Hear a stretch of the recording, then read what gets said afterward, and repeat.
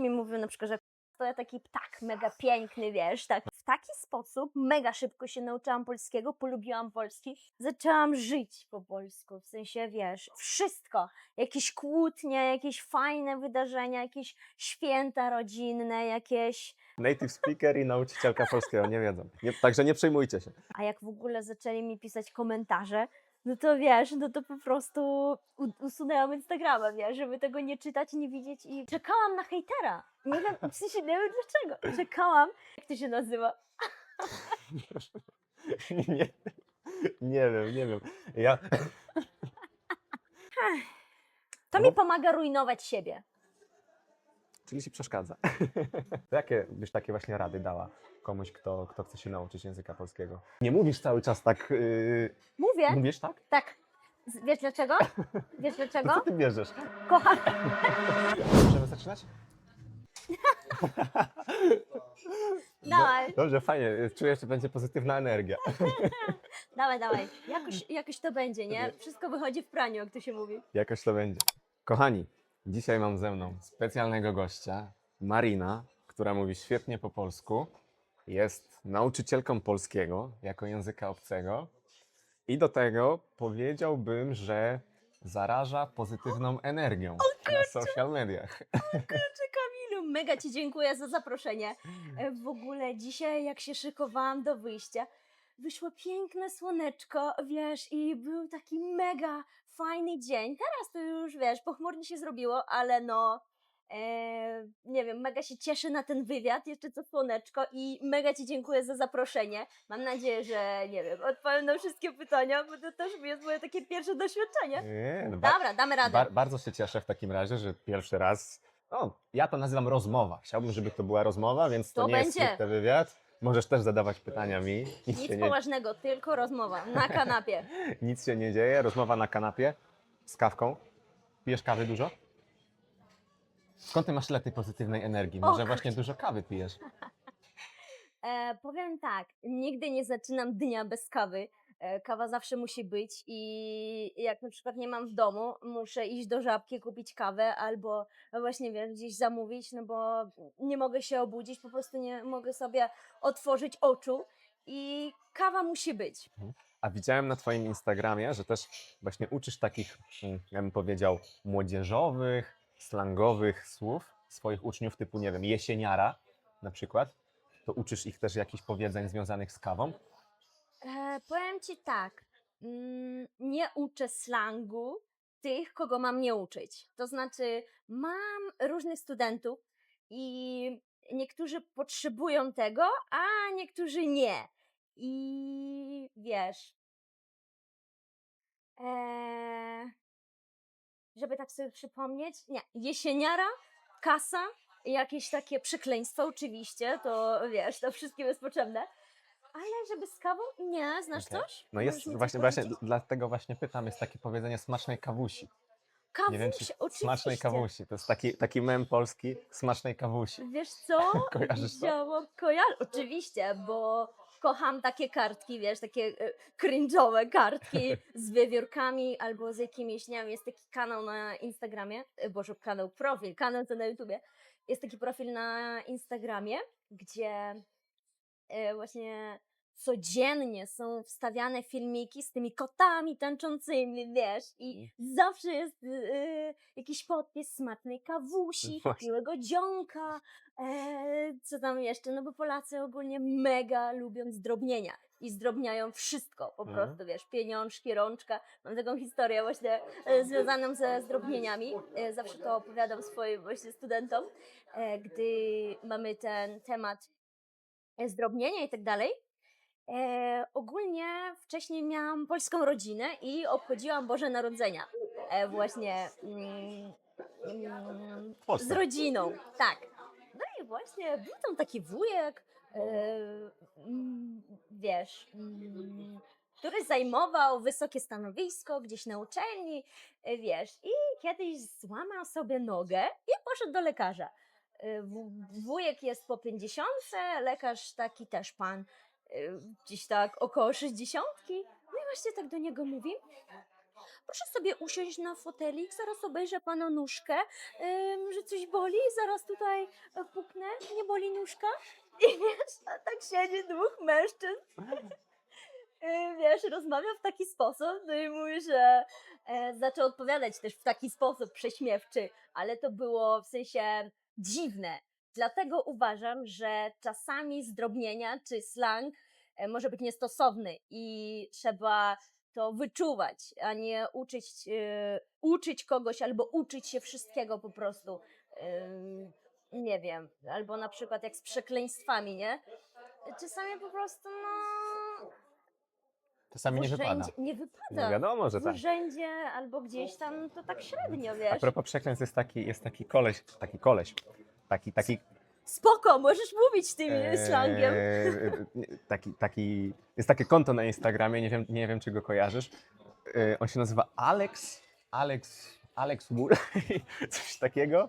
I on właśnie cały czas robi, to konto jest raczej kierowane do Polaków, ale robi właśnie takie cały czas prześmiewcze filmiki na temat polskich przekleństw. Na przykład this is the top 5 words with jakieś słowo.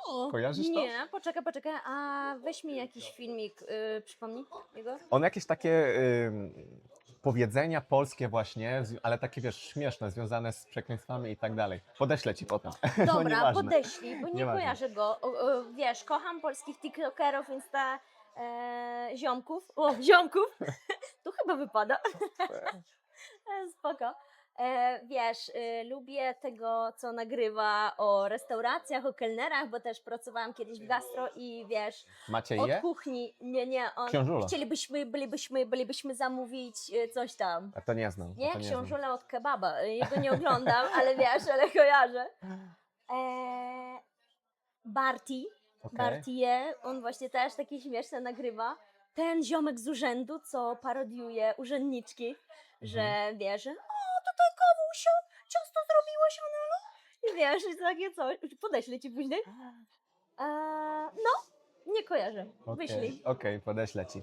No, powiedz mi w ogóle, Marina, bo nie wiem, czy wspomniałem, może niektórzy jeszcze się nie zorientowali, bo jak ktoś się uczy polskiego, to na pewno nie zda sobie sprawy, że ty nie jesteś Polką tak naprawdę. Nie jestem. Prawie jestem, no co ty gadasz? No właśnie chciałbym, żebyś mi trochę opowiedziała, bo wiesz, ja znam twoją historię jakby z Instagrama, tutaj na żywo dopiero poznaliśmy się, ale specjalnie nie pytałem cię o nic, żeby dowiedzieć się teraz tego tutaj, live. Jakbyś mi mogła trochę opowiedzieć, jak to się właśnie stało, jak to się stało, że ty tak dobrze mówisz po polsku? Jak ty się go nauczyłaś polskiego i dlaczego? Jakoś się stało. W sensie, powiem ci, że to jest długa i skomplikowana, ale ciekawa historia. Nie wiem, czy w ogóle wiesz, skąd jestem, ponieważ wszyscy moi obserwujący gdzieś tam w komentarzach czy coś tam, wszyscy są przekonani, Że że jesteś z jestem Ukrainy. z Polski. Aha, W z sensie, Polski, okej. że jestem z Polski i nigdzie chyba tak nie pisałam, że coś tam. Raz na jakiś czas wrzucam stories, na przykład z informacją i tak dalej. Jestem z Białorusi. Mhm. E, Ja właśnie dlatego się śmieję, bo ja na początku właśnie to są takie stereotypy, bo większość ludzi właśnie ze wschodnim akcentem, tak jak ty na przykład, no to są właśnie ludzie z Ukrainy, więc ja jako Polak już zakładam zawsze, że to jesteś z Ukrainy i tak samo było z tobą oczywiście. Na początku myślałem, że jesteś z Ukrainy. Wiesz co? Na pewno mam jakiś akcent, w sensie, wiesz, Polacy mówią, że mam jakiś śląski akcent na przykład, nie? I dlatego mówią, że jestem z Polski. Obcokrajowcy, w sensie potrafimy usłyszeć ten białoruski akcent i Okej. odróżnić na przykład od ukraińskiego. Nie wiem, ja to potrafię, No z wiesz. pewnością. I mam taki mega mięciutki, w sensie, bo wiesz, bo białoruski, on jest też taki melodyczny, czy inny, jak to? Melodyjny? Mhm. Czy melodyczny? Melodyjny. Czy melodyczny? Chyba melodyjny. Melodyjny. Melodyjny. Ja jest... O, widzisz, tutaj jeszcze angielski mi się przewija. Dobrze, no uczymy się języka, bardzo dobrze. Wiesz, i czasami zmiękczam słowa. Na przykład ci, czy, wiesz, jak powiem przez kilka razy, no to zaczyna być takie miękkie, wiesz, takie ci na przykład, albo trzy, wiesz, takie mega mięciutkie. Nie pamiętam, jakie było pytanie, bo ja to Nie ma problemu. Pytałem o to, jak się zaczęła twoja przygoda z polskim? Jak ty się nauczyłaś w ogóle polskiego? Przeprowadziłam się do Polski 8 lat temu i to było po prostu o tak, bo mój chłopak chciał się. Mój chłopak. Sorry. Mój chłopak chciał się przeprowadzić do Polski i właśnie po prostu mnie zabrał, że tak powiem, a ja wtedy nie wiedziałam, co mam robić. Zaczęłam jakieś studia, wiesz, i coś tam. I mówię, okej, dobra. No i tyle. Ale w tym czasie ty już miałaś w ogóle do czynienia z polskim, czy to było Nie. tak totalnie zostałaś wrzucona tutaj? Totalnie z dupy, bo wiesz, bo jak mi powiedział, zapisałam się po prostu na kursy polskiego i uczyłam się polskiego, że wiesz, że tak sporadycznie, że tak Okej. powiem, bo nie chciałam się uczyć polskiego, nie lubiłam, szczerze ci przyznam, przepraszam cię najmocniej, ale Ja się nie Moje- obrażam. moje pierwsze doświadczenie z polskim było nieprzyjemne. W sensie, wiesz, wtedy jak się uczyłam, nawet nie podeszłam do egzaminu, bo mi się nie chciało, nie otrzymałam, wiesz, ani certyfikatu, a po prostu tak, wiesz, przychodziłam, bo trzeba było. Mhm. No bo trzeba było jechać do Polski. Jak przyjechałam, to umiałam powiedzieć dzień dobry, dziękuję, do widzenia, czyli 3D, jak to nazywamy.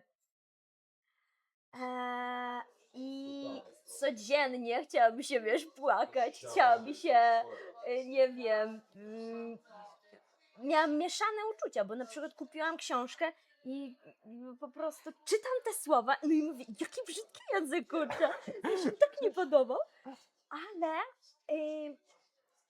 po jakimś czasie podjęłam pracę w KFC i wiesz, i miałam do wyboru 3 miejsca. Miejsce, gdzie są sami Ukraińcy i 1 Polak. Drugie miejsce to było pół na pół, czyli połowa Polaków, połowa ludzi z Ukrainy, z Białorusi. I trzecie miejsce sami Polacy. No i wiesz. No i mogłam pójść na łatwiznę, tym bardziej, że wiesz, że miejsce, gdzie byli. Cześć, przepraszam, że się tylko przerwę, ale bo nie wiem, No właśnie. czy byś nie musiała tego mikrofonu na drugą stronę przepiąć, bo cały czas go tak, wiesz, jak dotykasz włosy, go ruszasz. Nie wiem, czy jest możliwe? Tak, no mówiłam ci. Nie umiem. Dawaj. Ja to robię nieświadomie, widzisz? Nie szkodzi, nic Dobra. się nie dzieje. Dobra, jesteś w KFC i pracujesz w miejscu, gdzie są sami Polacy. Tak, zgadza się. Skąd wiesz? Przed chwilą powiedziałaś. Pracowałaś na Dobra. kasie? W sensie nie, pierwsze takie, nie znałam polskiego, w sensie umiałam coś tam powiedzieć i po tym kursie właśnie polskiego, coś tam w Białorusi, co się uczyłam, ale nic takiego, wiesz, nie umiałam. I była mega fajna ekipa, wiesz, dziewczyny rozmawiały gdzieś tam o filmach, serialach, no i chciała mi się, wiesz, też porozmawiać, też I to opowiedzieć. byli Polacy. Zgadza się, tak, sami Polacy. Był tylko jeden Białorusin, pamiętam właśnie z Brześcia, pamiętam go do dzisiaj, ale sami Polacy, reszta to Polacy. I zaczęłam po prostu pytać o wszystko, czego nie wiem, po prostu pytam, ale były też sytuacje, gdzie, wiesz, ludzie specjalnie mnie uczyli błędnie. Okej. Na przykład, oj, nie wiem, czy tego można tutaj mówić. Można, Że- można wszystko, najwyżej wypikamy. Że na przykład ktoś mi mówił na przykład, że k***a, to ja taki ptak mega piękny, wiesz, taki z gdzieś tam z Afryki. Robili I ja sobie chodzi- jaja, tak mówimy. Zgadza się, Okej. robili sobie jaja i wiesz, mieli bekę ze mnie i ja później się chodziłam i wszystkich pytałam, pokaż co wiesz i coś tam, nie, że nie, jak to wygląda i tak dalej. Ale to były fajne czasy, wychodziliśmy, wiesz, na piwka gdzieś tam, po zetkach i byłam chyba jedną Białorusinką z tej ekipy, nie? I w taki sposób mega szybko się nauczyłam polskiego, polubiłam polski, Mhm. w sensie Czyli zostałaś po prostu tak jakby wrzucona, no to jest właśnie ta taka imersja, tak? Tak. Miałaś tą taką imersję całkowitą, zostałaś wrzucona do środowiska i po prostu Tak trochę no jak dziecko, no bo tak właśnie się uczą dzieci, że są wrzucone między właśnie dorosłych, którzy mówią w tym języku i ty to chłonęłaś, pytałaś, tak? Czyli oprócz tego jeszcze uczyłaś się jakoś, czy to było jedyne ta praca? A, wiesz co, nie zostałam wrzucona, tylko sama siebie wrzuciłam, nie? Niczego się nie uczyłam dodatkowo. Zaczęłam po prostu, nie pamiętam, bo to jeszcze było tak dawno, ale więcej czasu spędzałam z ekipą, że tak powiem, w pracy, po pracy i coś tam. I też podjęłam, nie wiem, studia, bo cały czas szukałam siebie i tak dalej, bo studiowałam w Białorusi ekonomię, spróbowałam, mi się nie spodobało. Później w Polsce zaczęłam informatykę stosowaną, wiesz, Mhm. mi się nie spodobało, ja w ogóle chciałam być projektantką, a wiesz, a to była szkoła informatyki stosowanej, coś takiego i Mhm. mieliśmy, wiesz, tylko raz w tygodniu Photoshopa. Nie, raz na 2 tygodnie, wiesz, a reszta wyższa matematyka, jakieś, wiesz, takie rzeczy. Masakra. No jestem, no, po prostu to nie jest dla mnie, wiesz, i nie odnajduję się w matematyce, fizyce i wiesz, nie, nie, nie. Mhm. Później, no właśnie, studiowałam. E, No ale jak dochodzi do tego momentu, bo jak ja oglądam twoje filmiki na Instagramie, ty jesteś naprawdę, znasz bardzo, wiesz, szczegółowo, jeśli chodzi o gramatykę języka polskiego, naprawdę jesteś też w stanie fajnie to wytłumaczyć, dlaczego coś na przykład odmienia się tak, a nie inaczej. No i nie powiesz mi, że doszłaś do tego samą, musiałaś jakoś się jeszcze ekstra nie, uczyć nie polskiego. powiem, bo to nie jest koniec mojej historii. No właśnie. Bo jak pracowałam w KFC, spotkałam swojego byłego męża, w sensie, że tak powiem. Na tamten czas, no to był chłopak, później mąż i tak dalej, był Polakiem. I wiesz, mm, zaczęłam mieć po prostu, zaczęłam żyć po polsku, w sensie, wiesz, wszystko, jakieś kłótnie, jakieś fajne wydarzenia, jakieś święta rodzinne, jakieś, wiesz, wszystko miałam po polsku i mm, zrezygnowałam na jakiś czas z rosyjskiego, w sensie, nie wiem, odcięły się te kontakty, wiesz, ze znajomymi gdzieś tam z Białorusi, coś tam, gdzieś tam z rodziną mnie już się komunikowałam i w jakimś momencie chciałam bardzo dobrze mówić po polsku i zaczęłam po prostu mega się uczyć i zagłębiać, bo na przykład wstawałam o 5:00, włączałam sobie polskie wiadomości, wiesz, w telewizji, później czytałam jakieś gazety, później coś oglądałam, to był, pamiętam, że zawsze puszczałam sobie w tle, nie wiem czy kojarzysz taki kanał Przeciętny Człowiek właśnie na Mhm, YouTubie, mhm, mhm. no właśnie kocham go po prostu. I no i w tym czasie już miałam zajęcia z uczniami i na zajęciach musiałam odpowiadać na mega, mega dziwne, skomplikowane pytania, W sensie miałaś zajęcia jako ale już nauczycielka. Mhm. miałam, zgadza się, tak. E, I to było mega fajne doświadczenie i boost w tym samym momencie, bo miałam różnych ludzi wtedy, mega fajnych, którzy mnie nauczyli bardzo dużo rzeczy. I nie tylko jeżeli chodzi o polski, a też o życie. Mhm. I wiesz, po zajęciach miałam, nie wiem, jakieś tam spotkania z kolegami, później oglądałam jakiś film czy serial, wiesz, po polsku i coś tam. I po prostu nie polecam, Czemu? nie polecam tego, bo to mnie wykończyło bardzo, bo no wiesz, wstawanie o 5:00 i cały czas robienie wszystkiego, żeby tylko nie wypaść źle. W sensie, wiesz, gdy mówię po polsku. Mhm. I Aha, mówisz w tak, tym znaczeniu, że miałaś, że tak bardzo starałaś się mówić wszystko tak, poprawnie, tak? Okej, w ten zgadza sposób. się. Tak, nadal wiesz, nadal się staram i tak dalej, ale już przepracowałam sobie to w głowie i wiesz, i tyle, ale też lubię zagłębiać się, wiesz, i wyszukiwać, w sensie wszystkiego. Właśnie ostatnio mieliśmy taką dyskusję, nie odpowiedziałam na to pytanie, może ciebie się zapytam. Jak się Jak ty nie wiesz, to nazywa? ja tym bardziej nie będę wiedział. Ale dawaj. Nie, dawaj spróbujemy. Jak się nazywa coś, co pijesz na kacu? Wiesz, to z ogórków. Zakwas? Z ogórków? No właśnie nie Woda wiem. z ogórków? No właśnie nie wiem, bo Woda wiesz, po ogórkach? no właśnie, Ale to już, przecież tam jest ocet. ale to już To może wiesz, być woda. to już są takie, jak ktoś się uczy języka polskiego jako obcego, no to już są takie detale, że to na tym nie należy się skupiać, nie? Należy się skupiać na komunikacji, to już są takie mega detale. Wiesz co, gdy mam takie wysokie poziomy, w sensie,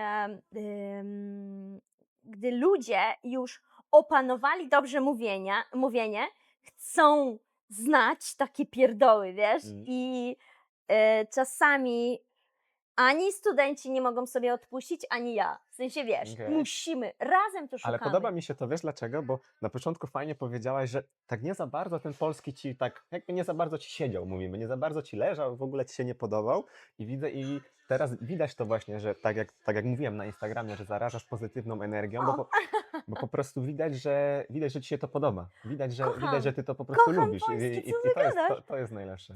Kocham, po prostu kocham, co robię, kocham polski i wiesz, i kocham też rozbierać, że tak powiem, nie, ten język jak klocki. I no właśnie wracając do tej wody po ogórkach, nie, że w sensie nie szukam tego sama, szukam, ale jednocześnie mówię, czyli kto pierwszy znajdzie, nie? Żeby studenci też szukali tego, wpisywali to hasło, wiesz, po polsku i żeby mieli od razu doświadczenie. No bo tak samo, kluczową rzeczą przetłumaczyłam swój telefon na polski. Mhm. I mówię to każdemu, w sensie po prostu musisz zacząć żyć po polsku, nie? Uwielbiam to, co mówisz. Podoba mi się bardzo to, co lubisz, bo ja robię to samo. Ja akurat, no ja jestem native'em, no to nie uczę się polskiego, ale ja się uczę na przykład hiszpańskiego i to trochę w tym, co opowiadałaś mi, też trochę wpadłem w to takie, to co ty powiedziałaś, że aż czasem za bardzo, że aż czasem przesadzam, właśnie przeginam, ale też tak jak ty, nie, że stricte się uczę gramatyki, tylko właśnie się zanurzam w tym języku. Telefon, no wiadomo, oczywiście, że mam po hiszpańsku, wiadomości, kanały i to jest najlepsza po prostu metoda, dlatego podoba mi się bardzo to, co lubisz i też widzę trochę odbicie siebie w tobie, tylko z innym językiem. Okej, Ale okej. historia jest podobna, także Okej. bardzo fajnie. Właśnie z telefonem widziałam, jak mi wysłałeś coś tam, lokalizację czy coś. Było po hiszpańsku. No może, No. no na pewno, na I pewno. nawet Google Mapsa miałam po hiszpańsku. Nie wiem dlaczego. Na pewno, na pewno. No dobra, ale mówisz, że w tym czasie już jakby mieszkając w Polsce zaczęłaś dawać lekcje, tak? I właśnie jak to się u ciebie zaczęło? Skąd ten pomysł, żeby zostać nauczycielką języka polskiego? Wszystko się zaczęło od covidu Mhm. i covida. Czy covidu? COVID. No wiesz co, to nie jest polskie COVID. Od covida Nie wszyscy wiem mówią, nawet, nie? nie wiem. Od Napiszcie COVID w albo komentarzu. Napiszcie w komentarzach. Jak native speaker i nauczycielka polskiego nie wiedzą. Także nie przejmujcie się. Wiesz co, to jest ból każdego obcokrajowca i Polaka również, bo w sensie te końcówki A czy U, Polacy sami nie wiedzą, w sensie W sensie Polacy wiedzą jak powiedzieć, ale Tak, wiedzą tak. jak powiedzieć, bo są do tego jakby osłuchani Tak. z tym, ale żeby wytłumaczyć to, jaki przypadek należy użyć, no to oczywiście nie jest to takie łatwe. Polacy też nie wiedzą dlaczego, w sensie po prostu tak jak mówisz, że tak się mówi i tyle, ale nie, wiesz co, nie mamy zasady na to. Są tylko pewne wyjątki, kiedy mówimy A, kiedy U, ale nie ma zasady, w sensie wiesz. I niektóre słowa możesz powiedzieć na dwa sposoby. W sensie na przykład śrubokręt, nie? Jakbyś powiedział, nie ma. Nie ma, właśnie nie wiem, śrubokręta czy śrubokrętu? No właśnie. Nie ma śrubokręt, nie ma. Jak jest poprawnie? I tak, i tak. Aha, i tak, i tak. Można powiedzieć na dwa sposoby, nie? I nie ma śrubokrętu i nie ma śrubokręta. I albo na przykład młotek tak samo. Mhm. Nie ma młotka, nie ma młotku, wiesz, i to jest takie wow. Okej, I okej. nigdy nie wiem, jak powiedzieć, wiesz. I czasami oczywiście mam z tym problem i to jest okej. Tak, tak. Ale nie przejmujcie się, czy powiecie nie ma młotka, nie ma młotku, czy nie ma młotek nawet. To będzie Jest niepoprawne, ale super. wszyscy was zrozumieją. Zgadza się. Dobra, i jak doszliśmy do tego, że odbiliśmy w czasie COVID-a, Covida. w czasie COVID-a, Dobra, niech będzie. tak? COVID-a czy COVID? Zaufam ci. No ja nie wiem. Nie wiem, jesteś native'em No, w czasie, covidu. tak, zaczęłaś dawać lekcje Pandemii. w czasie W czasie pandemii, pandemii, tak. podczas pandemii zaczęłaś dawać lekcje polskiego. Mhm. Powiem ci, że to było tak przypadkowo, bo wtedy jeszcze byłam w Białorusi i w tym czasie zaczęła się pandemia i nie mogłam wrócić do Polski. Wiesz, zazwyczaj tak przyjeżdżałam tydzień, maks 2 tygodnie, ale tutaj utknęłam na miesiąc i wiesz, i nie było połączeń, nie było pociągów, niczego. Musiałam po prostu przechodzić na nogach granicę, wiesz, i jechać jakimiś takimi tymi drogami, ale zwolniono mnie z pracy, wiesz, bo mój szef nie mógł tyle na mnie czekać. Już pracowałam, wiesz, w sklepie, nie, w ogóle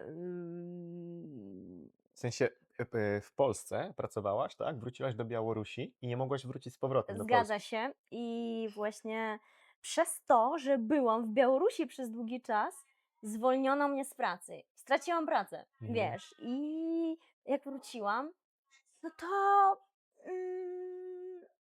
nie wiedziałam, co robić, bo gastro się zamykało, gdzieś tam w sklepach też nikogo nie zatrudniano, było cięcie kosztów, wiesz, gdzieś tam w firmach i tak dalej.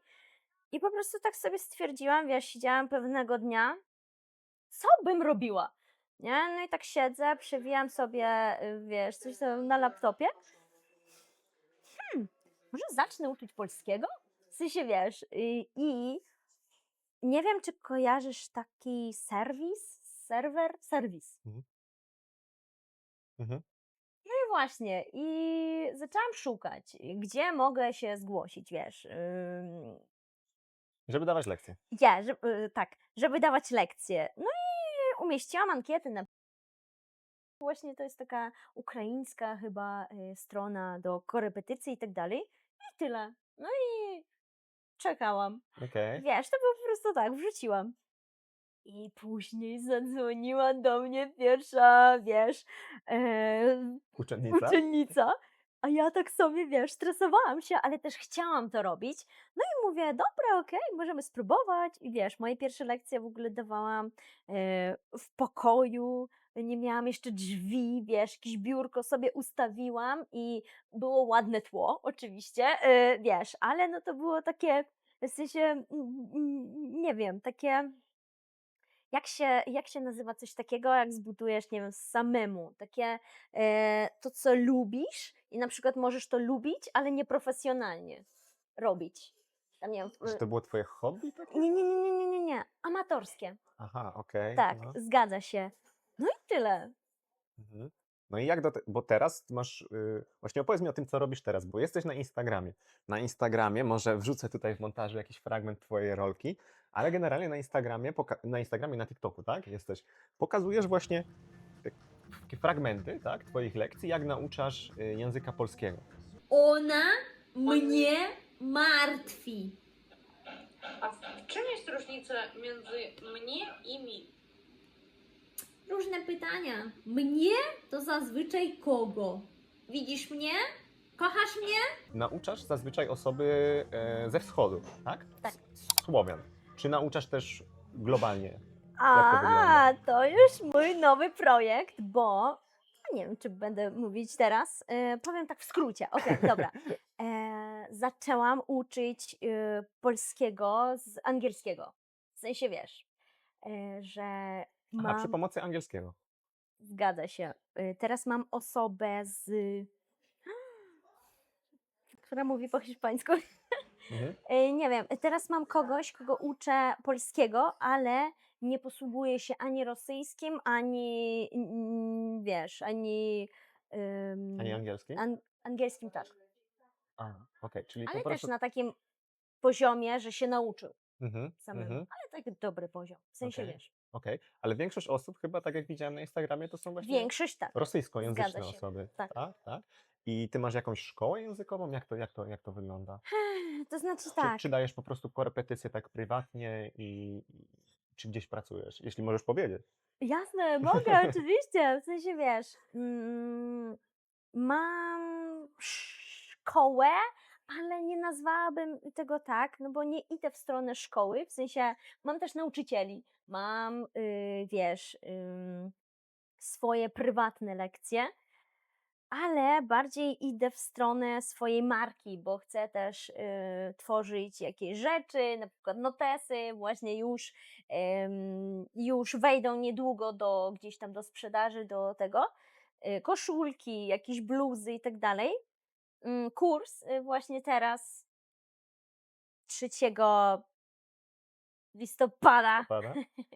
tak, właśnie się pojawi. Co to za kurs? To jest taki kurs polski dla początkujących, w sensie od alfabetu Mhm. i do takiego dobrego poziomu komunikowania się.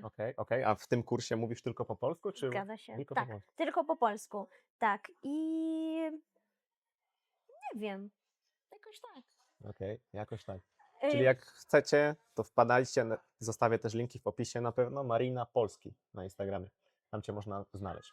No, Zgadza a się. skąd ten pomysł właśnie? Bo wydaje mi się, zakładam, że tak jest, może mnie zweryfikujesz, ale że no nie sprzedawałabyś teraz kursów, koszulek i tak dalej, no gdybyś kiedyś nie zdecydowała się opublikować swojej pierwszej rolki w internecie, tak?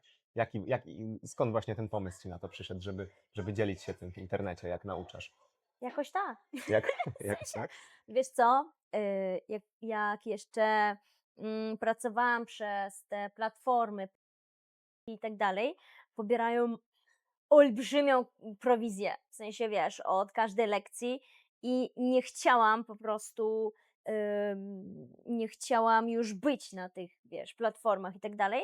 I pomyślałam, dobra, jak mogę szukać studentów w inny sposób, żeby mieć po prostu bezpośrednio, nie? Osoba przychodziła, zapisywała się do mnie i to było właśnie w taki sposób. No i wtedy już były jakby social media, Instagram i tak dalej. A to Ludzie, jak długo w ogóle jesteś na Instagramie? A jak e, długo z publikujesz? trzy, nie pamiętam, chyba z 3 lata? Coś A, takiego. W sensie, wiesz, w ogóle nie wiem, jak to zaczęłam to robić, bo byłam mega niepewna siebie. W sensie, wiesz, mega się bałam, stresowałam cały czas, pracowałam z głową i wiesz co, jest najśmieszniejsze, że bałam się, ale to robiłam. W sensie, still. mm. Dyscyplina, konsekwencja, no to jest To nie najważniejsze. była dyscyplina, to było takie, nie wiem nawet co, chęć zmiany. W sensie, wiesz, mega chciałam to zmienić, ale jednocześnie byłam w swojej strefie komfortu, czyli wiesz, czyli nie chciałam tak naprawdę, Mhm. ale zaczęłam po prostu nagrywać, ale nie wiedziałam w jaki sposób tego robić i próbowałam wszystkim się spodobać. W sensie nagrywałam, wiesz, to, co wszyscy Mhm. i pod ludzi to robiłam. I to mnie mega męczyło, wiesz. I pamiętam, jak publikowałam swoje filmiki, od razu wyłączałam telefon, wiesz, i chowałam się gdzieś do szafy, po prostu siedziałam, bo się mega bałam, Mhm. że wiesz, jak ludzie to odbiorą i tak dalej. A jak w ogóle zaczęli mi pisać komentarze, no to wiesz, no to po prostu usunęłam Instagrama, wiesz, żeby tego nie czytać, nie widzieć bo wiesz co, mi się wydawało, że mówią nieprawdę i mówię, no, że po co mi to A piszecie, nie? jakiego typu treści wtedy publikowałaś? To były też fragmenty lekcji, czy coś innego na początku? Nie, to były po prostu filmiki, że wiesz, że na przykład słowo i tłumaczenie, Okej, nie? takie Na przykład edukacyjne. edukacyjne, zgadza się, typowo. I co ci na przykład pisali, że źle coś Nie, mówisz? że Czy... super, że wspaniale i tak Bo dalej. mówisz, że się chowasz, że chciałaś Bo ja usunąć. nie mogę uwierzyć w to. W sensie, wiesz, jest za dużo tych Okej. pozytywnych rzeczy, tych fajnych, nie?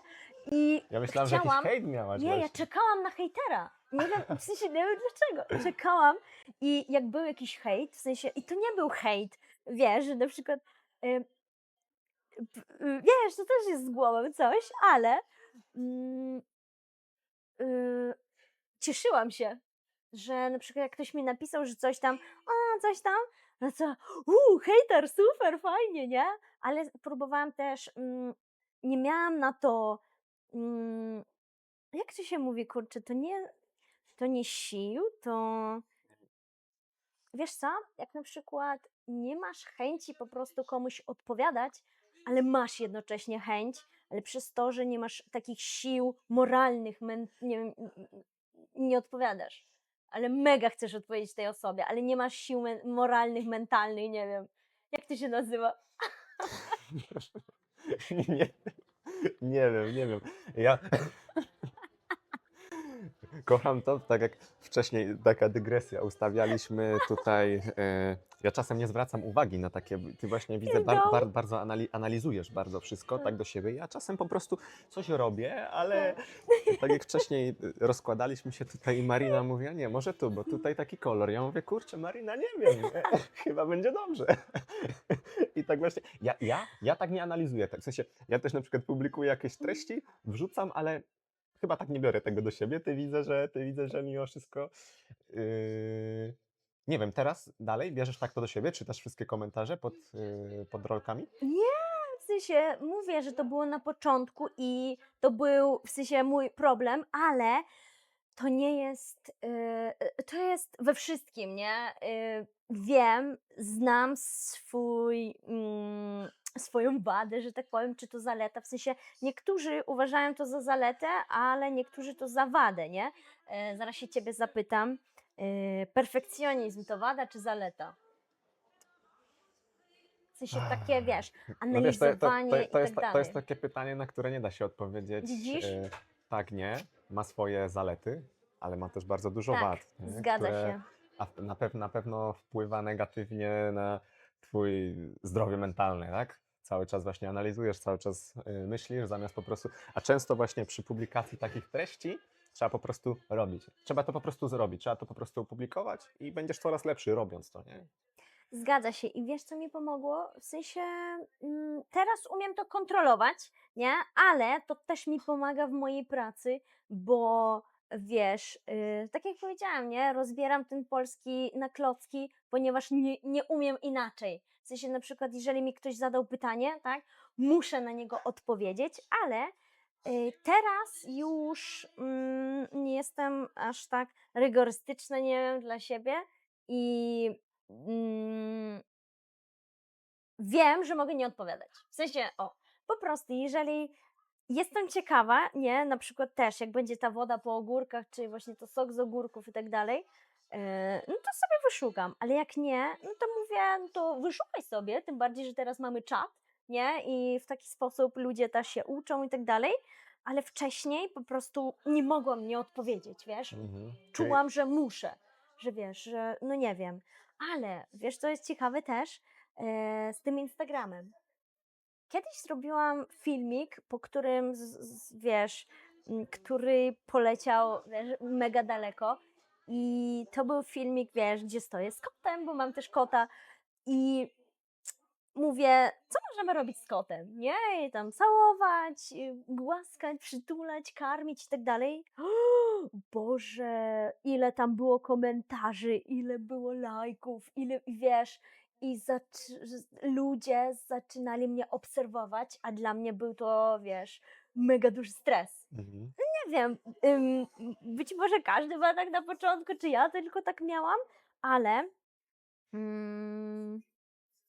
wiem, że do wszystkiego musisz być przygotowany i ja w tym momencie nie byłam. W sensie, wiesz, po prostu to tak jak z polskim, nie? Nie byłam przygotowana i po prostu tak jak No wiesz, to jest powiedziałaś, takie mnie wrzucono. learning by doing, nie? Nie będziesz na coś przygotowany, Zgadza jeśli się. tego nie zrobiłeś. No musisz przejść Tak, tą po prostu ścieżkę, nie da tak, się tego. Możesz czytać, wiesz, milion książek. Ostatnio tak, właśnie widziałem taką fajną analogię, słuchałem.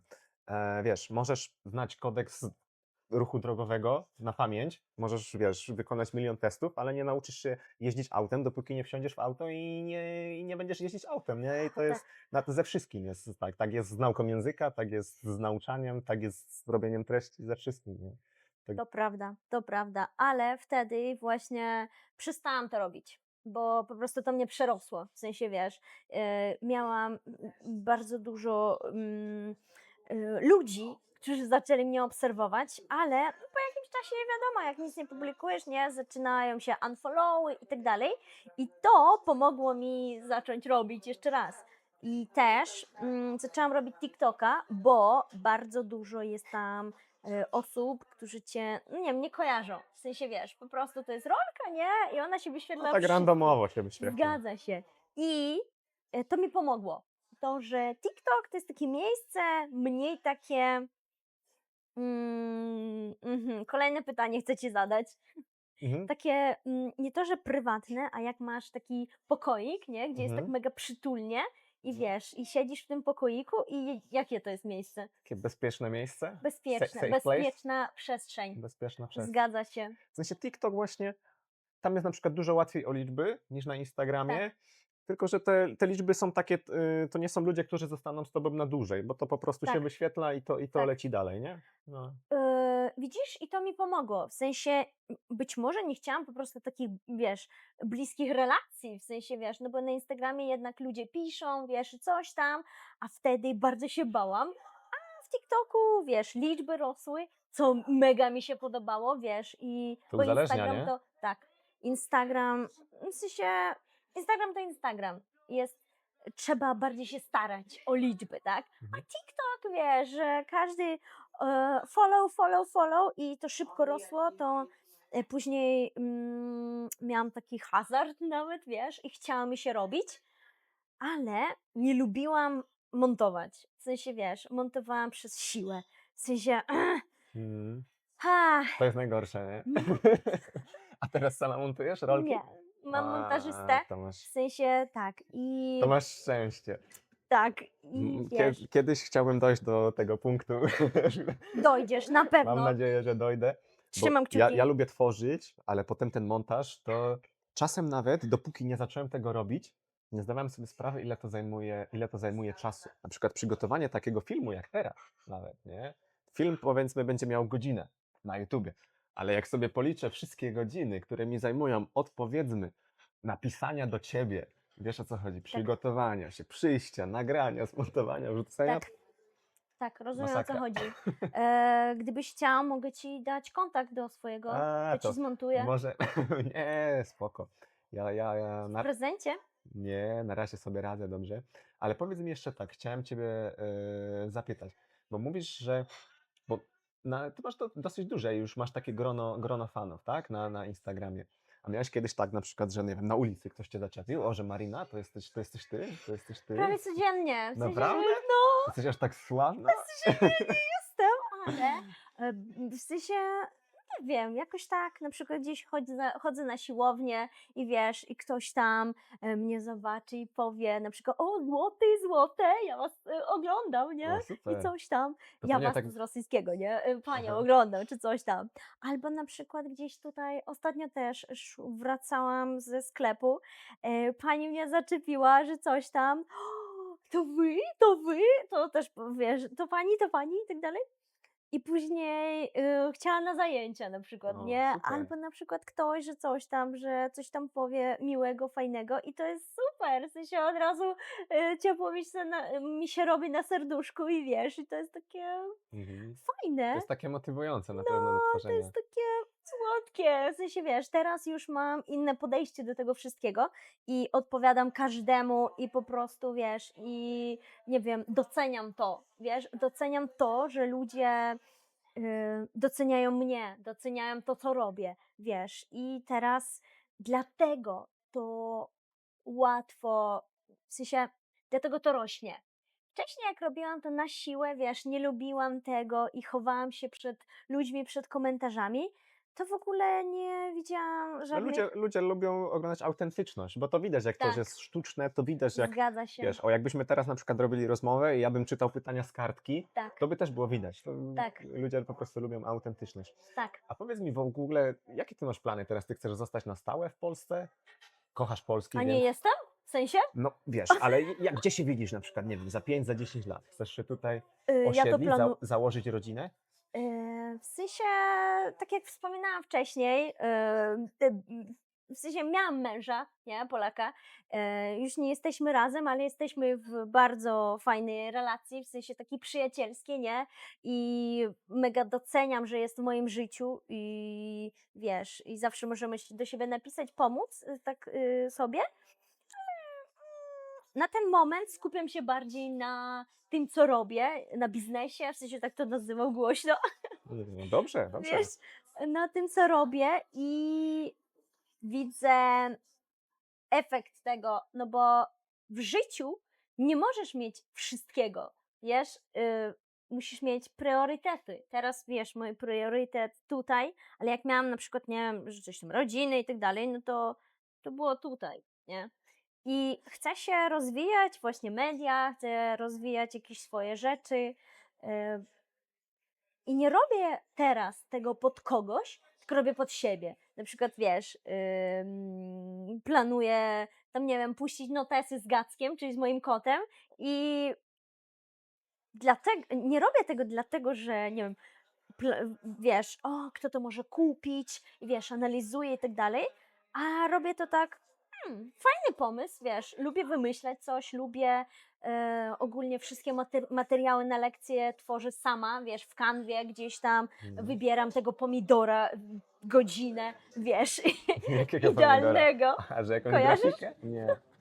No, w sensie co że jakiś grafika, tak? Tak, w sensie, wiesz, na przykład, jeżeli mamy jakiś temat, nie, warzywa, tak, Mhm. no i muszę zrobić podpisy i znaleźć obrazki, nie? No tak. I tak. muszę znaleźć idealnego pomidora. W sensie, żeby był przyjemny oku.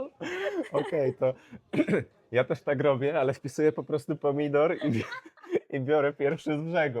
O, a co jak jest nieładny? Dla mnie jest ładny. W sensie, Dla mnie jest ładny.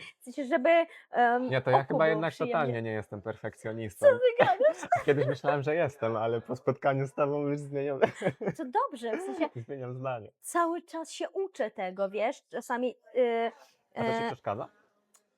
w niektórych kwestiach tak. W sensie to mi przeszkadza. To No mi bo- pomaga rujnować siebie.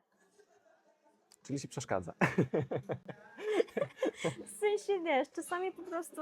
Bo wiesz, jak mogłabyś lekcję przygotować w ciągu, bo takie przygotowanie lekcji w Canwie to też nie jest pyk, nie? To też się robi długo.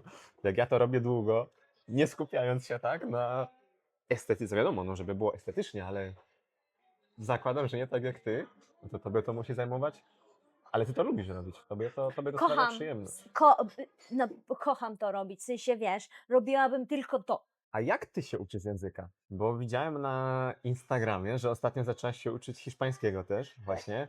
Ty się w ogóle, właśnie to jest też twoje hobby, nauka języków? W jakich ty językach mówisz? Mówię tak, znam rosyjski, białoruski, ukraiński. Nie mówię po ukraińsku, ale rozumiem, w sensie wszystko, jak pies. Angielski, polski i teraz się zaczęłam uczyć hiszpańskiego. A w ogóle z hiszpańskim to jest taka zabawna historia, bo nie jestem, w sensie to nie jest moje hobby, uczenie się języków. To robię po prostu to żeby się dobrze bawić.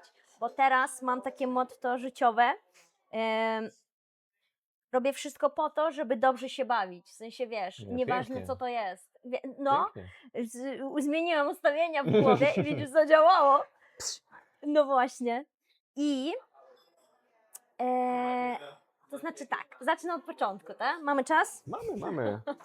Mam nadzieję, że nam starczy Muszę- pamięci. Nie, mamy. Ja się rozgadałam. Nie, dobrze. Kocham hiszpańskie seriale i wiesz, i kocham seriale o więzieniu też. O więzieniach. Wiesz, o mordercach i tak dalej, ale więzienie to jest po prostu, to jest I o którym mówisz? serialu? Vis-a-vis, może kojarzysz? Tak. Boże, kojarzysz Zulemę? O wow, to jest, ja jestem w niej zakochana, nie? I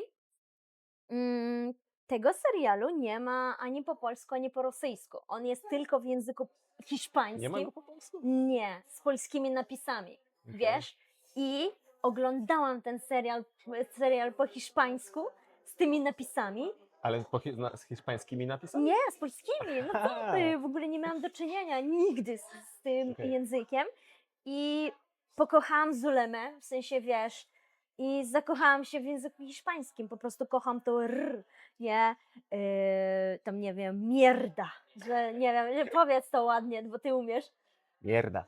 Widzisz, Boże, to R, nie wiem, jak kotek mruczy, po prostu kocham, jak Hiszpanie Jak mówią jest to. pies po hiszpańsku? Nie wiem jak jest kot, gatto czy Ale gatito? perro. Pies. Perro. Perro. Ale to r jest takie Perro. podobne do polskiego akurat. Nie, Nie? inne r. Nie umiem tak dobrze wymówić tego r i dlatego, wiesz, staram się, ale Mówisz, że to nie jest twoje hobby, ale ja widzę, jak opowiadasz o tym, że masz taką, że masz taką zajawkę. w sensie, wiesz, po prostu lubię brzmienie tego języka. Mhm. I oglądałam ten serial później jeszcze z 7 razy, w sensie wiesz, no ile tam sezonów? 7 chyba, tak? I jeszcze czekałam na ten film z Zulemą, wiesz, i po prostu dalej zaczęłam oglądać inne hiszpańskie seriale. Może kojarzysz ten, jak taki dla nastolatków też. Elite. Być może, nie wiem, że jest szkoła i pojawił się ktoś, kto skompromitował wszystkich. Elite. Tak, Boże, też mega Szkoła dla elity chyba po polsku to się nazywa. mega fajny i oglądałam go w języku hiszpańskim, tylko z polskimi napisami, żeby tylko słuchać, jak wymawiają to, Boże. I jeszcze coś oglądałam, Jej serce chyba, że Tego nie. zabito kobietę dla wycięcia serca dla kogoś, nie? to nie W sensie znam. to jest takie i no, fajne też. I Ja mam też kanał drugi po hiszpańsku, to następną rozmowę nagramy po hiszpańsku. Co ty na to? dobra, dasz jak radę? Rodrigo mnie nauczy, no to dam radę. O, Rodrigo też mogliście Masz zobaczyć. wyzwanie? Też mogliście zobaczyć na kanale moim wywiad z Rodrigo. A ty, Rodrigo, gdzie? Na Instagramie. No spotkałaś. właśnie. Hiszpański z Amigo. Mhm. Rodrigo, nauczyciel Mariny. Najlepszy, Polecasz? zajebisty, polecam. Ogólnie. Masz darmową reklamę, Rodrigo, dzisiaj. Dzięki No. Marinie. W ogóle w sensie, wiesz, oglądając te seriale kojarzyłam jakieś słowa, na przykład maniana, albo właśnie ta mierda, czy mierna, nie wiem jak to się wymawia, wiem, że to przekleństwo. Czy tam te quiero, albo nie wiem, hola, wiesz, i zapomniałam. W sensie chciałam się uczyć, pobrałam apkę, uczyłam się i native'y sprawdzali moje, wiesz, wypowiedzi i tak dalej. Cieszyłam się, no bo piszą, że masz ładną wymowę i coś tam i tak dalej. I po jakimś czasie po prostu zapomniałam i tyle. Minął rok i chyba, nie, 2 lata chyba.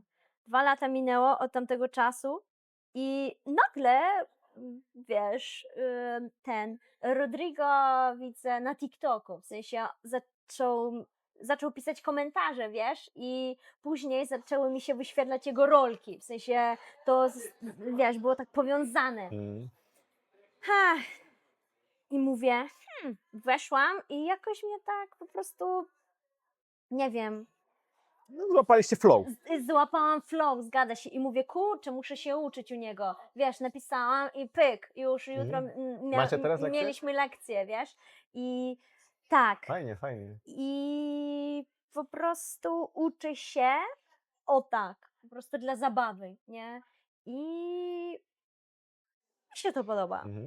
A co byś, bo ty jesteś, można powiedzieć, no ekspertem? Można tak ciebie traktować jako ekspert do nauki języka polskiego? Można. Trochę można, bo raz, że uczysz, ale też ty przebyłaś sama tą drogę, więc wiesz, to jest też inaczej. Na przykład ja jestem Polakiem, ale wiesz, ja nie przebyłem tej drogi, ja to się jakby automatycznie nauczyłem tego języka, tak? Ale ty właśnie przebyłaś tą drogę. Jakie byś takie rady dała dla kogoś, kto nie wiem, no, jeśli nas ogląda, to zakładam, że już nie jest początkujący, może jest, wiesz, średnio zaawansowany, rozumie trochę, a może jest początkujący i ogląda nas z napisami. To jakie byś takie właśnie rady dała komuś, kto chce się nauczyć języka polskiego? Nie bać się popełniać błędy. W sensie, wiesz, po prostu mówić. Moje ulubione powiedzenie to mówić, robić bojąc się. W sensie, musisz się bać, ale musisz robić. I nie bać się pytać, nie bać się, wiesz, gdzieś tam nawiązać rozmowy, kogoś, wiesz, zaczepiać i tak dalej. I nie. Mam dwie zasady na swoich lekcjach. To pierwsza, nie dziubać siebie, druga, nie przepraszać. W sensie, wiesz, Co znaczy nie dziubać nie siebie? dziubać jak kura, nie? Bo na przykład ktoś zaczyna, jestem głupia, nie umiem, mi się nie uda i tak dalej. Nie, brak dziubania, w sensie nie ze mną, wiesz? Gdzieś możesz tam robić, ale lepiej nie oczywiście, ale nie chcę tego słyszeć po prostu, tak? I nie przepraszać, to znaczy O nie, przepraszam, powiedziałem źle. O nie, to nie tak się mówi. zgadza się. Albo na przykład jak ktoś mówi, że jakieś złe słowo, nie? Na przykład, nie wiem, siedzimy na dywanie, przepraszam, na kanapie, nie? Niepotrzebne. No i wyrzucić takie słowa jak nie wiem jak to powiedzieć, oj nie wiem, coś tam. Lepiej wziąć, w sensie nie wypełniać tej pustki, tak? A lepiej wziąć czas, żeby mm, żeby to po prostu, nie wiem, wyciągnąć z twojej głowy, tak? Bo na przykład niektóre rzeczy kojarzysz, ale musisz jakby to wyciągnąć. No a co dla Ciebie było właśnie najtrudniejsze? Bo wiele osób mówi, że polski jest jednym z trudniejszych języków na świecie. No Ty wiadomo, będąc Białorusinką, te nasze języki są podobne. No nie można porównać nauki Twojej do kogoś na przykład, nie wiem, z Ameryki, kto nie miał w ogóle nigdy do czynienia z językiem słowiańskim. Ale z Twojej perspektywy właśnie, co jest takie, co było dla Ciebie takie najtrudniejsze? No bo Ty na przykład przypadki perfekcyjne. Wszyscy mówią zazwyczaj, że przypadki. No Ty przypadki, nie wiem, Ty jakoś to studiowałaś? Bo Ty mówisz, no nie masz żadnego problemu, odmieniasz perfekcyjnie przez przypadki. Co z Twojej perspektywy właśnie było najtrudniejsze dla Ciebie? No bo ja zagłębiłam się w takie dziury, w sensie, wiesz, doszłam do takich rzeczy, żeby to opanować i gdzieś tam zakodować na zawsze, nie? I na przykład, nie wiem, akcenty też, no bo mówię, że chciałam mówić perfekcyjnie, tak? I na przykład Polacy czasami, nie, w sensie Polacy niektórych rzeczy nie używają w życiu, tak? Ale no to jest takie formalne i ładne, nie? Na przykład końcówki wołacza. Kocham wołacz, Boże, to jest moje, nie wiem, na przykład, nie wiem, Kamilu, jak się czujesz, nie? Ja na przykład też zwróciłem na to uwagę, bo to jest poprawnie, tak? Się mówi Kamilu. Ja na przykład tak nie odmieniam. Tak. Ja mówię do kogoś innego, ktoś nazywa Kamil, mówię Kamil, nie mówię Kamilu. Tak, Ale poprawnie jest Kamilu. Ale dużo osób właśnie native'ów tak jak ja, robi tak jak ja. No. wiem, i w sensie w życiu wiadomo, Marina, nie? Nie Marino. Hej, zgadza się, ale Ale tak jest poprawnie. wiesz co? To oznacza polskość. Nie wiem jak to wyrazić, ale po prostu w sensie chciałabym to zachować. Nie wiem dlaczego, nie? Nie Nie no, jestem Polką, ale nie Mega, wiem dlaczego. mega. Chcę po prostu, wiesz, zwracać się, tak, jak tam po polsku, albo na przykład jak tam mamy akcenty, nie? Jak powiesz w czasie przeszłym na przykład my chodzić, nie wiem. Chodziliśmy? O, widzisz? A poprawnie tam na przykład trzecia sylaba od końca, nie? Chodziliśmy. A, dobra, dobrze powiedziałeś, bo większość też daje na przedostatnią. Chodziliśmy, że coś tam, nie? Chodziliśmy. Chodziliśmy, tak. Ale ja wiesz, ja to naturalnie wiem, ale Widzisz? nie analizuję tego. Nie, Zgadza, a ja analizuję cały czas, w sensie wiesz, albo... no, super, super. Nie super. W sensie, ja po prostu, to jest przesada w tym słowatego znaczeniu. Jeśli Mega. ktoś teraz nas ogląda, to nie musicie tak analizować, tak jak Nie, na pewno tak nie. jak Marina, żeby nauczyć się polskiego komunikatywnie. Ale jeśli ty naprawdę widać, że to jest twoja pasja, naprawdę widać, że cię to jara właśnie Jara.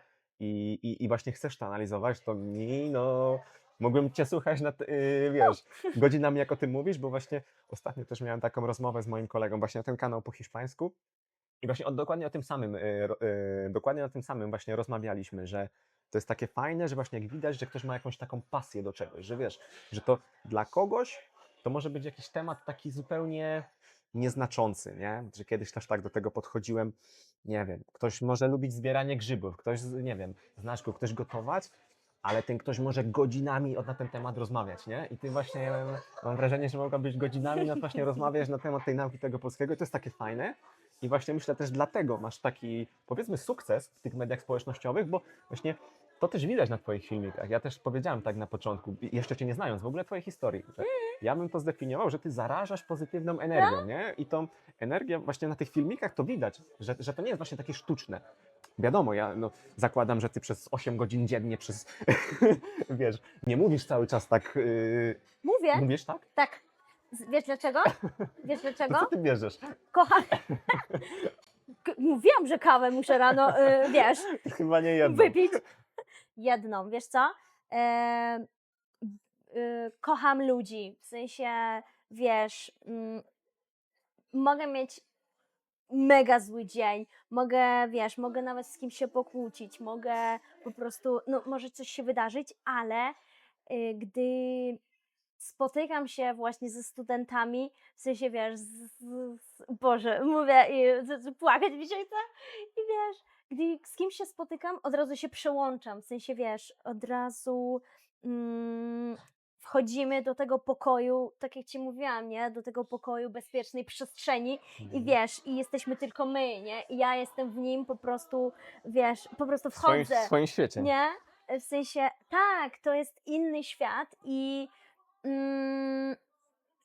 po prostu mi się chce. W sensie, nie wiem, moją pasją są ludzie, kocham pomagać, kocham jak ktoś czuje się dobrze. W sensie, wiesz, lubię to, tak. I robię wszystko, żeby to jakby zrobić, nie? Żeby nie było w tym białym pokoju jakichś takich, wiesz, nawet szarych rzeczy. I powiem Bo ci, że... jedną rzeczą jest umieć język, tak? Ale właśnie to nauczanie tego języka to nie jest tylko umiejętność posługiwania się nim, ale też trzeba właśnie relacje są ważne. Trzeba też mieć właśnie taką metodykę, ale też właśnie nawiązania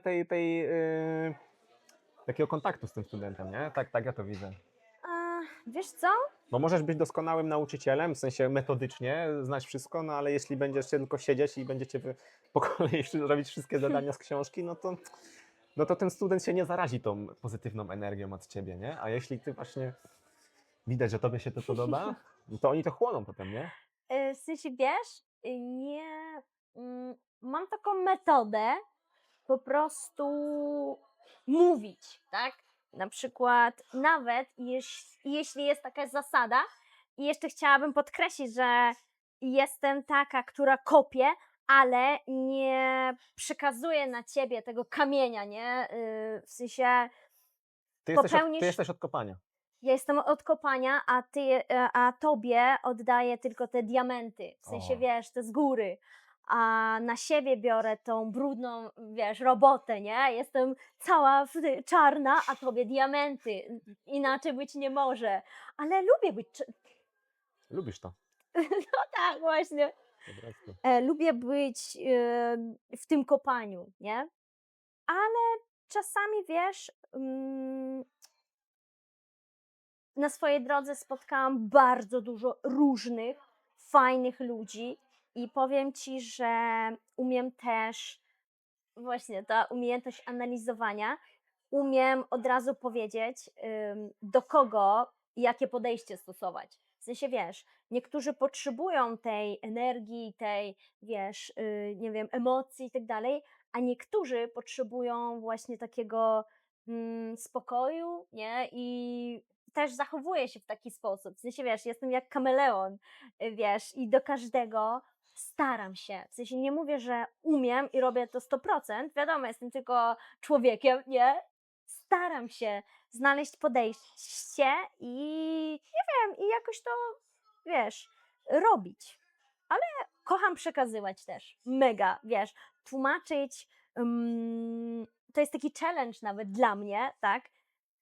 Wytłumaczyć jakieś mega skomplikowane słowo prostym językiem, a jak jeszcze widzę, że ktoś powtarza po mnie, w sensie A daj swoimi jakiś przykład. słowami, Jakiegoś nie mega wiem. skomplikowanego. No dawaj jakieś to mega nie, skomplikowane. to daj ty mi jakieś słowo, co ostatnio na przykład robiłaś. Ja je spróbuję wytłumaczyć prostym językiem. Powiesz mi, czy dobrze to wytłumaczyłem. Kurczę. Miałam bardzo dużo takich, mm, nie wiem, dawaj jakiś ty pierwszy. Kurczę. Mega skomplikowane polskie słowo? Nie wiem, nie mega, w sensie takie, Mm, No bo ja nie wiem, bo tu byś musiała dać jakiś przykład, bo ja nie wiem, bo to bo wiesz co, jakiś, e, bo to nie jakiś czasownik, tak? Tylko jakiś, obojętnie, to może być cokolwiek, nie? kurczę, W sensie problem z moją nie pracą. przypomnę sobie. Tak, problem z moją pracą też polega na tym, że jestem tu i teraz przez godzinę, ale jak wychodzę z lekcji, zostawiam to na lekcji. W sensie, wiesz, po prostu muszę się przełączyć na inną osobę i przez to potrafię zapominać, wiesz, w ogóle co było, wiesz, poprzedniego dnia.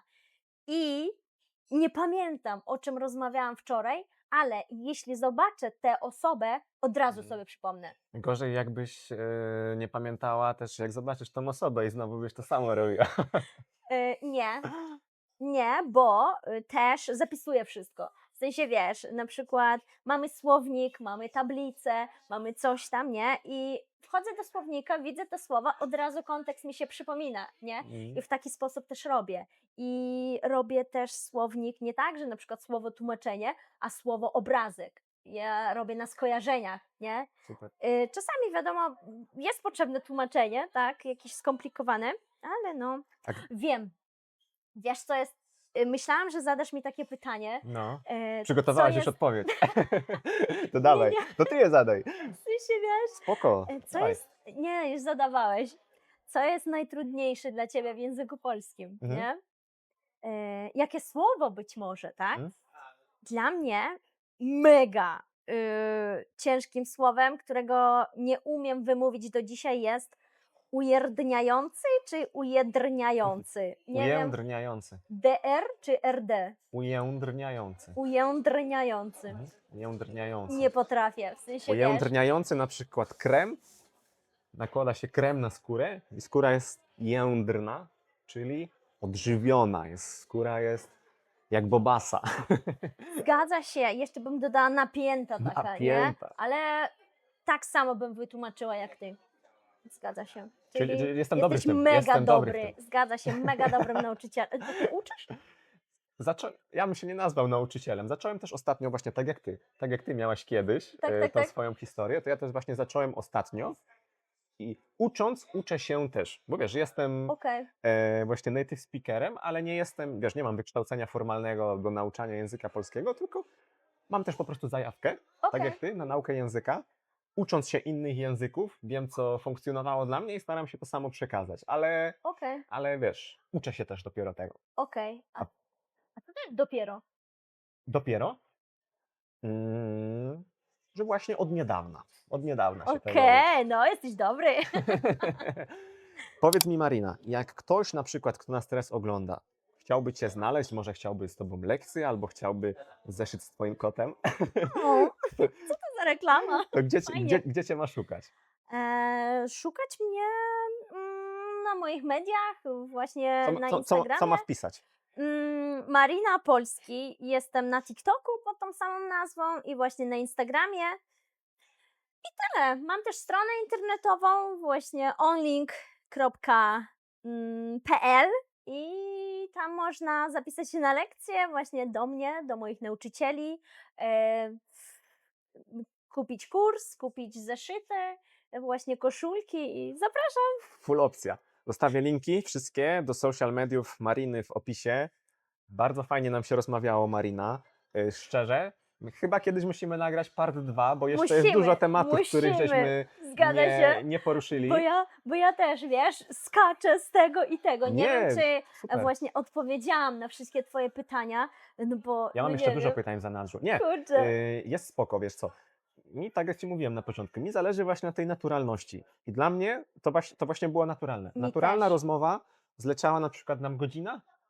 O, już? No już chyba nawet ponad godzina, wiesz, nie wiem kiedy, bo właśnie o to chodzi, nie? Żeby to nie było takie sztywne. Zgadza się i to właśnie podejrzewam, że masz tę samą metodę, w sensie, że nie robisz tego, tak jak powiedziałeś, nie? Że na przykład, tu musimy zrobić ćwiczenie 1-1, później coś tam, iść tak szablonowo, a też starasz się nawiązać rozmowę, żeby to było naturalne, nie? Żeby człowiek się uczył tego Ja się języka. skupiam na komunikacji, nie? Widzisz? Na rozmowie. No Ja to tak jest, samo, to jest ja tak najważniejsze. samo, w sensie wiesz, zaczynam od hej, dzień dobry, co tam, jak twój dzień, No, nie? jak tam A jak weekend, ci się co wczoraj, co dzisiaj. Zgadza no. się, pogoda, a później dochodzimy na przykład, muszę, wiesz co, muszę jutro iść po okulary, dawaj przećwiczymy i właśnie z tego możesz widzieć, oglądać moje dialogi, nie, gdzie tam przez telefon do lekarza, czy coś tam i też nie daję tych takich zwrotów niepotrzebnych, których się nie używa w życiu, na przykład, nie wiem, w książkach jest napisane, że jak się masz, to jest Mm. właśnie taki sposób zapytać się, nie? Kocham to, bo właśnie zawsze to jest w książkach, jak się masz. Ogólnie to jest poprawnie, tak? Ale w naturalnym życiu Tak, tego nie ma, Nie wiem, ja bym- rzadko. ja mówię co tam zazwyczaj. Nie, Zgadza się Nie i wiem, od jak ty. razu, widzisz, pomijam i w sensie nie daję tego jako przykładu, ale mówię, że tak może być, no bo czasami się słyszy, nie? Gdzieś tam w życiu przez starsze osoby, no to pytają się tam, nie wiem, a jak się pani ma, jak się masz, czy coś tam, po chorobie zwłaszcza i od razu daję też często to. na przykład w książkach, ja na to zwracam uwagę, często jest ten przedrostek czy w pytaniach. Zgadza Czy. się, tak. A jakby w rozmowie bardzo rzadko też jakby na co Rzadko. dzień się to jest to pomijane, Tak. ale to są takie, Tak. takie już detale, nie? Ale jak na przykład przygotowujesz się do egzaminu, to jest mega ważne. No właśnie, No bo to jest coś innego. Tylko to jest właśnie też to, że potem te egzaminy versus realne życie, to jest też zupełnie inna historia, ale to może na następny odcinek, bo ty też przygotowujesz do egzaminów? Tak, ale powoli już właśnie odchodzę od tego. Tylko Ale masz wiedzę na ten nauczyciele temat. przygotowują. Przygotowywałam do B1 przez bodajże rok, może Mhm. właśnie 2 lata. W sensie, ale zostawiałam to dla nauczycieli, w sensie, wiesz, po prostu skupiam się bardziej na rozmowie, w sensie na rozmownym polskim i chcę iść w stronę mediów, w stronę marki osobistej, wiesz, w sensie Content produktów, creator. No content, rozumiem. w sensie content, produkty i rzeczy, w sensie właśnie te notesy, jakieś koszulki i tak dalej. No i też robię to pod siebie, nie? Na przykład nie robię koszulki pod ludzi, a tylko co bym ja nosiła na przykład, nie? I to jest najlepsze. Dobra. Także widzicie, mamy temat na part 2. Pogadamy o egzaminach. To jest też ciekawy bardzo temat. Tak. W ogóle żeśmy nie porozmawiali o Polsce, ale, Rzeczywiście, kurczę. ale spoko. Dziękuję Ci bardzo, Marina, za rozmowę. Mega Ci dziękuję, Kamilu, Było mi właśnie bardzo za... miło. Wpadasz na part 2 kiedyś? Oczywiście, wpadam. Czekam na zaproszenie, bo to było niesamowite doświadczenie. Też się stresowałam mega, ale właśnie teraz jest, wiesz, jest super. Trzeba umieć zbudować, widzisz, safe place, kanapa, kawka i rozmowa. I wiesz co jeszcze? I zrobić to. Widzisz? Zrobić, bać się, ale robić. Tylko tak możesz mieć to doświadczenie i zrozumieć właśnie to dla Ciebie czy nie. I to właśnie jest najważniejsze. To mi się podoba. Marina, wszystkie linki, Marina Polski macie w komentarzu i dajcie znać w komentarzach, co mają znać. Co mają dać znać w komentarzach? Jakie jeszcze pytania na part 2? O, w komentarzach piszcie pytania na part 2 do Mariny i nagramy part 2 przy Tak. kawce. Przy kawce. Na razie. Trzymajcie się, pa!